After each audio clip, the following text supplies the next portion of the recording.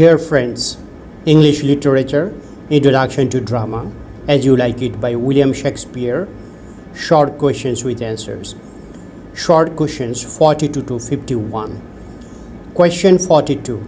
Compare and contrast Jack's with that of the banished Duke. Answer. Jack offers a sharp contrast to the banished Duke, but there are similarities between them. Both of them are imaginative, deep, and poetical. Both of them are capable of expressing their thoughts in an eloquent style. They have enough experience of man and things. However, Jack and Duke Sr. are represented. Duke Sr. and Jack are presented in the play as contrasting characters. The Duke is a born optimist while Jack is a born pessimist. In the forest, he enjoys freedom, innocence, and the beauty of life.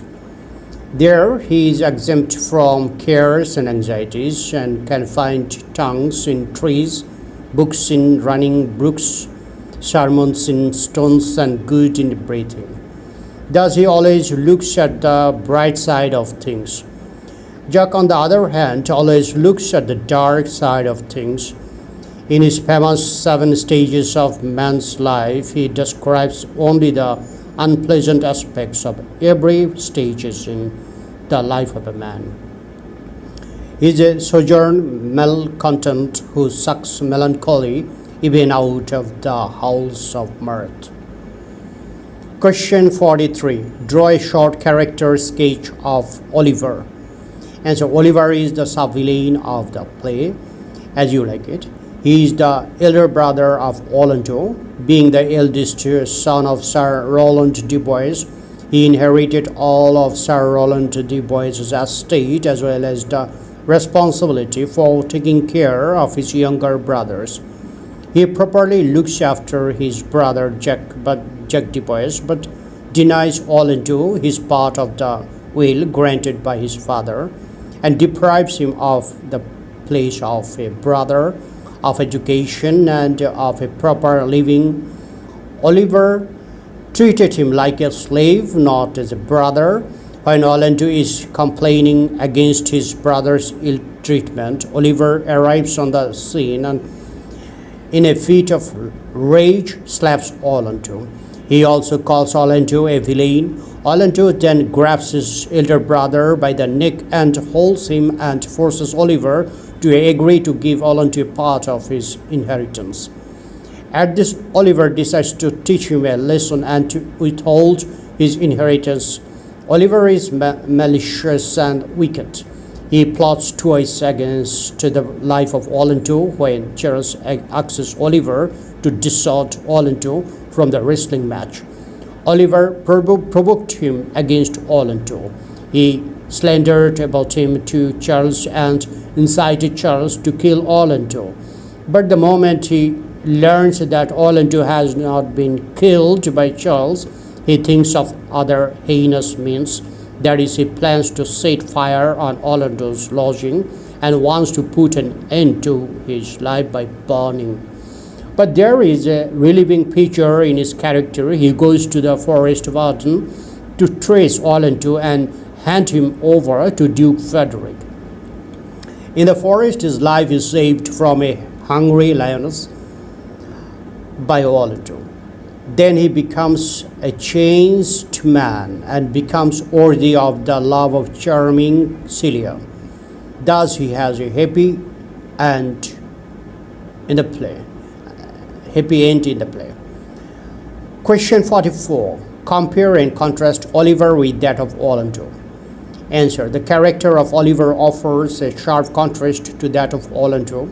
Though they are both born of the same parents, they are poles asunder. Oliver is mean, envious, and malicious, while Orlando is tender, noble, and gentle. Orlando is very popular, but Oliver is hated by all. Oliver plots against Orlando to put an end to his life. He incites the court wrestler Charles to kill Orlando in the wrestling match. When Charles fails to kill Orlando in the wrestling match, Oliver plans to set fire on Orlando's lodging and wants to put an end to his life by burning Orlando. On the other hand, saves Oliver's life in the forest from a hungry lioness at the risk of his own life. Their treatment to an old family servant, Adam, is also different. Oliver behaves towards Adam very rudely. He calls him old dog, but Orlando has a sort of tenderness for Adam. In the forest of Arden, when Adam is exhausted by toil and hunger, Orlando carries him and tenderly tries to cheer him up. Lastly, they are contrasted with each other in their love. Orlando's love for Rosalind is chaste, true, faithful, and full of fire and joy. But Oliver's love for Celia is a swift, mutual passion, more of the senses than of the soul. His love for Celia serves as an antithesis to the healthy and spiritual love existing between Orlando and Rosalind. Question 45. How does Rosalind describe the pace of time? Answer. When Rosalind meets Orlando in the forest of Arden, she asks him to tell her the exact time by the clock. But Orlando says that there is no clock in the forest. Then Rosalind says that a true lover can say the exact time by sighing every minute and groaning every hour, which would tell him the slow passing of time as correctly as a clock. Rosalind compares the movement of time with the speed of the horse. Time trots with a girl from the day of fixing of her marriage to the day of the wedding ceremony. Even if it is only a week, time passes so tediously with her that each day seems a year long. Time passes gently with a priest who has never worried himself with learning, and with a wealthy man who is free from gout. The priest does not have to study, and the rich man does not suffer from pain. Time gallops for a thief who has been condemned to death. Though he walks slowly, he reaches the spot too soon. Time does not move at all with lawyers who sleep during vacation. Question 46. What does Touchstone say about the time when he was in love, or describe the absurd actions which Touchstone committed when he was in love? Answer. Touchstone is a court fool and a clown. He leaves the court along with Rosalind and Celia and joins them in the forest of Arden. When he hears Silvius speaking to Corinne about his love for Phoebe, he recollects his own love for Jane Small. Touchstone, number one, Touchstone was in love with Jane Small. When he went to meet her beloved, his soul was with him. When he reached her house, he became furious, seeing his rival in love. His rival was no other than his own sword. So in a fit of love, he broke his sword into two by striking it against a stone to punish his rival. Number two, he had kissed the wooden stick which Jane Smile had held in her hand while beating the cloths she was washing. Number three, he had kissed the cow's udder because Jane Smile's hands had touched them while milking the cow. Number four, one day in absence of his beloved, he had begun to make love to a plant, thinking that it represented his beloved. He had taken 2 pods from the plant, and then with tearful eyes he had given them back to the plant and entreated that plant to wear those pods for his own sake. Thus, Touchstone pokes fun at the lovers who, under the influence of their passion of love, commit all sorts of absurdities. Question 47. Describe Duke Senior's views on the life in the forest of Arden. Answer. Duke Senior was banished by his younger brother and was living in the forest of Arden, accompanied by some of his lords and comrades. He compares the woods to paradise and tells his companions that he is perfectly happy where he is. He finds life there sweeter than that of the cold.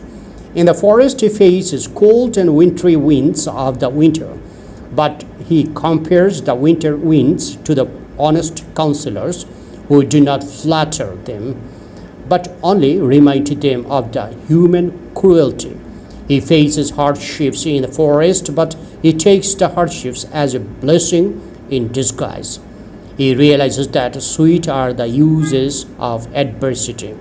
He compares the adversity to the ugly toad, which is poisonous but which carries in its head a precious jewel having medicinal and healing power. Like the sting of the toad, life's misfortunes are very painful, but like the jewel in the head of a toad, those misfortunes are also beneficial to human beings. In the forest, he leads a carefree life and finds tongues in trees, books in the running brooks, sermons in stones, and good in everything. Question 48. How does Ollontu save Oliver's life in the forest of Arden? Answer. Oliver fled to the forest of Arden to escape the wrath of Duke Frederick. While he was asleep in the forest, Ollontu happened to come across him and saw him sleeping under an oak tree. A large green snake had curled herself around Oliver's neck and was about to enter into his open mouth. Hearing the noise of Orlando's footsteps and seeing somebody approaching, the snake uncurled itself and crept into some bushes. Under those bushes, a lioness lay waiting, her udders nursed dry, thereby making her ferociously hungry. Orlando, having seen all this, approached his elder brother. He almost left his brothers sleeping there, but instead chose to battle the lioness. He fought with the lioness and succeeded in killing the beast. Oliver woke up at the noise of Orlando fighting and realized that his brother had saved his life. He immediately regretted ever trying to kill Orlando. Question 49. Why is Touchstone's marriage to Audrey postponed? Answer. Touchstone had fallen in love with a goatherd named Audrey. She is a simple-minded village girl and does not even know what the word poetical means. Touchstone comments on the fact that she is just and good-looking, but Audrey wishes that she were foul, obviously thinking that foul is a term of praise. Touchstone ignores her nonsense and wants to marry her. When Sir Oliver Martext, a baker in the nearby village, arrives to marry them, he asks if there is somebody to give away Audrey, telling Touchstone that someone must give her or the marriage is not lawful. Jack now emerges from his hiding place and agrees to give her away in marriage to Touchstone. However, before the wedding takes place, Jack tells Touchstone that the marriage ceremony should be performed in a decent manner and that an educated man like Touchstone should not get married in the forest as if he were a beggar. Besides, Jack says that there should be a well-qualified priest to perform the marriage ceremony. After listening to Jack, Touchstone finally agrees to postpone his marriage and allow Jack to counsel him. Question 50. How does Touchstone dismiss Audrey's rustic suitor, William? Answer. Touchstone and Audrey wander through the forest discussing their postponed marriage.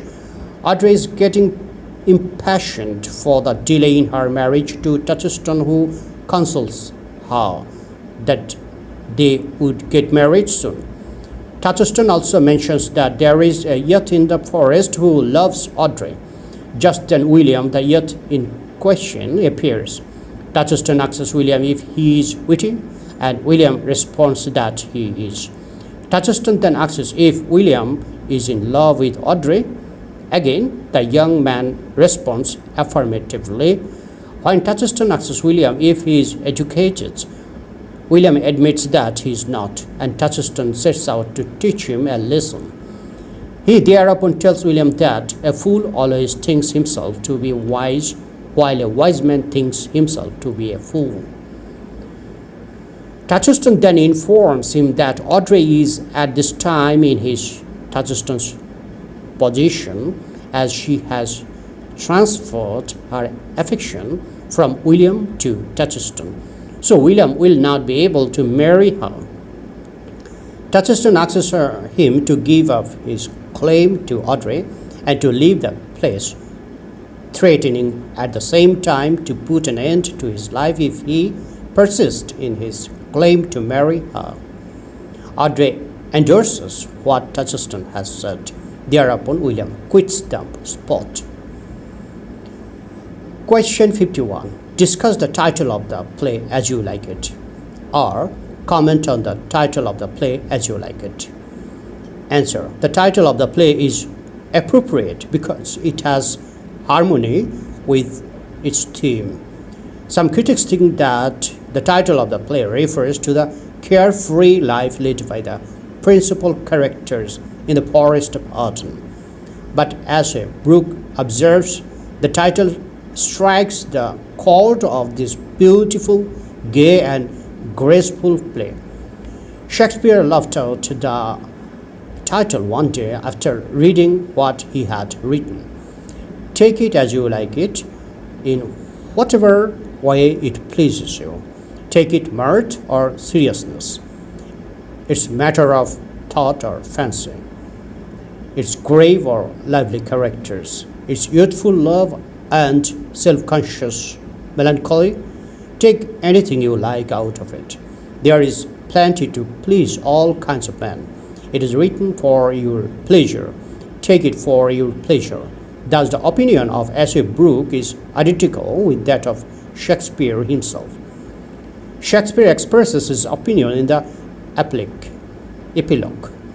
The person speaking the epilogue asks the audience to like as much of the play as they please, and he asks the man to cooperate with the woman in appreciating the play. Thus, the title of the play is justified. Thank you, friends, for watching my video. Please share my video if you please.